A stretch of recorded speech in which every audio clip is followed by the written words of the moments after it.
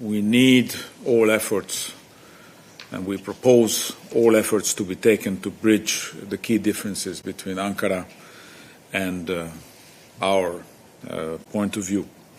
We might not see eye to eye everywhere, each other, but certainly there's more that unites us than what divides us.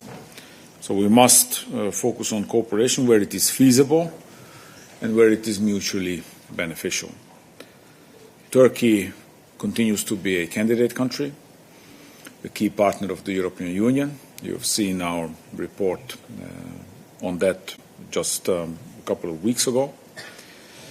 Turkey is a major NATO ally and also a strategic partner in a very uneasy neighborhood and region.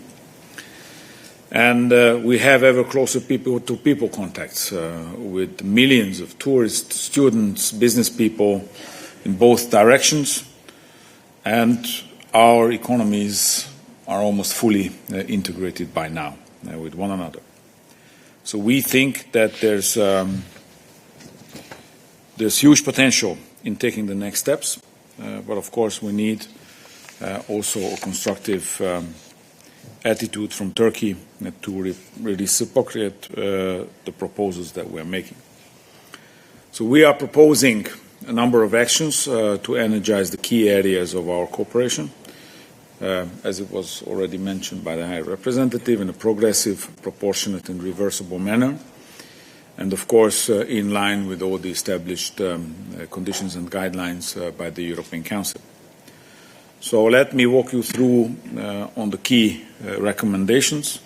First, about intensifying high-level engagement. For instance, we are proposing to restart the high-level dialogues on economy, energy and transport, under the conditions that, of course, Turkey needs to refrain from all illegal drilling activities in the Eastern Mediterranean, and that it continues to respect the sovereignty and sovereign rights of our member states. It is also suggested to resume the work of the Association Council and the high-level political dialogues at all ministerial levels, and to set up a new high-level dialogue on trade.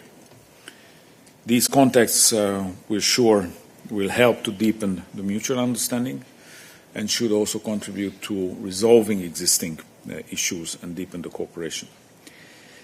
Second, we are proposing to energize the cooperation on trade and connectivity. For example, we recommend resuming discussions on the draft negotiating framework for the modernization of the EU-Turkey customs union, while we should also be working in parallel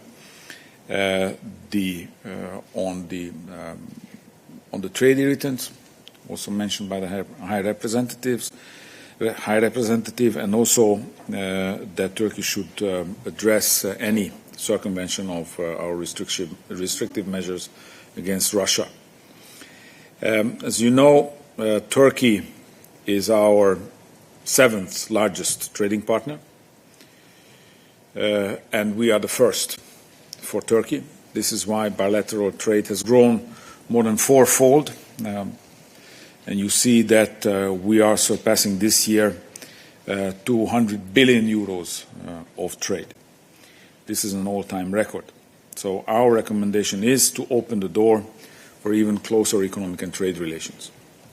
Third, as a matter of priority, we are proposing also to explore with the member states to facilitate access to visa applications and to facilitate the people-to-people contact, in particular for business people and students.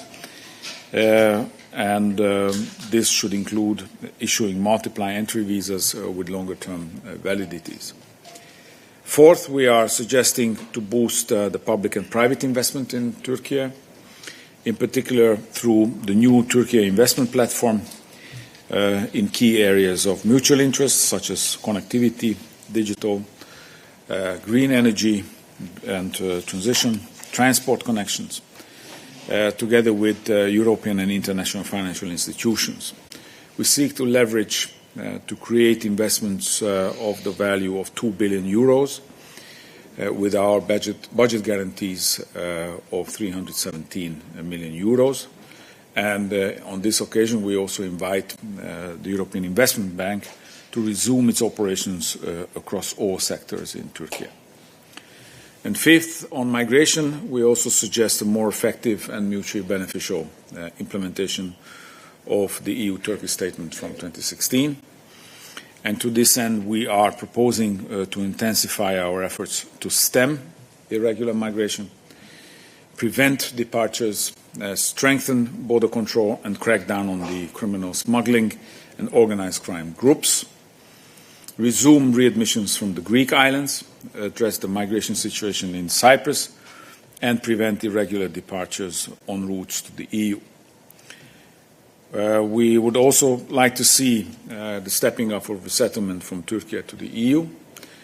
And we would also want to support the safe, dignified and voluntary returns to the countries of origin in close cooperation with the IOM and the UNHCR if this is requested by Turkey.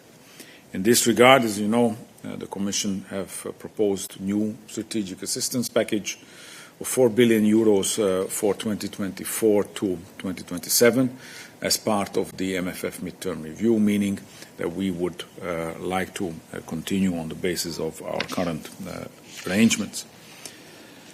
We see that the current process of re-engagement is already yielding results, for example, in the trade irritants area.